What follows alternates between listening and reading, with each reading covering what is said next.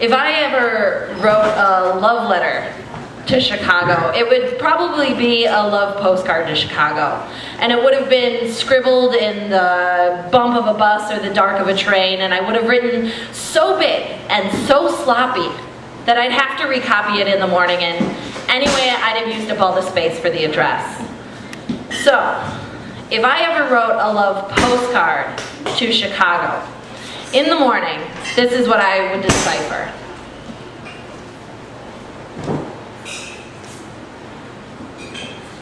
Logic. I love your logic most of all your man-made traits. The lake where the sun rises, teaching me my only sense of direction. Men. I love your Midwestern men, barrel-chested and quite alive with whiskey, ready to rid my Midwestern nights of loneliness. The nights.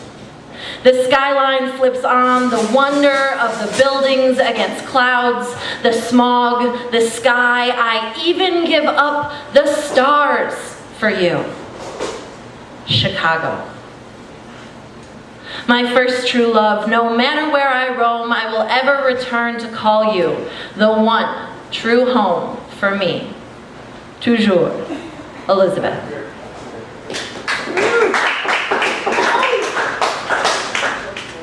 Thank you. The second poem I would like to read for you is to give you a touch of winter on a sweltering week here in Chicago. Feels a little out of date, but I hope it will be a refreshing breeze to you.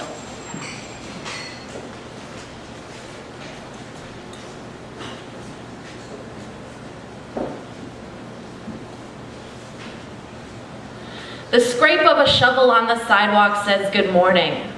The slush of the street chimes in.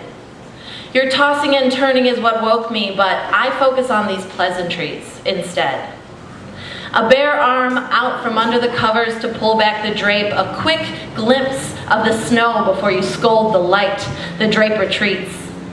It is night. In drawers and bottles you climb around looking for sleep, never thinking to climb atop me, instead even scoffing at my mention of it, because this is not the hour of reason. This is not the hour of comfort. The ice castle still burns, but I don't know that yet. That comes later. Earlier, we set the kettle whistling, fully clothed and steaming under the trees, but that was earlier.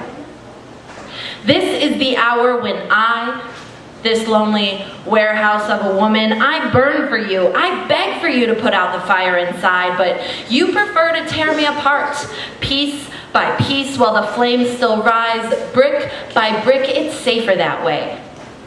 Because the hoses have frozen, failed, and their attempts weigh my long disregarded structure down. Even hunky professionals wouldn't risk the state I'm in. I'm dangerous. You must tear me apart. It's safer this way. Ambien races through your blood, mine just races. You remain hopeful for sleep. I've given up on my cure. I leave the bed with an undecipherable grumble. The cold room smarts against my thighs, my warmth. It is lonesome in my clothes, but such is the day and such is the way I must greet it. Down the stairs you go with a clear complaint and a quick kiss at the door.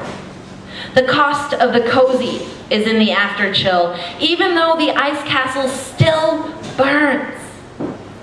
But I don't know that yet. That comes later. Thank you. That piece is called 3757 South Ashland Avenue, the most recent 5-alarm fire that Chicago has had on one of the coldest days of this year. Thank you very much.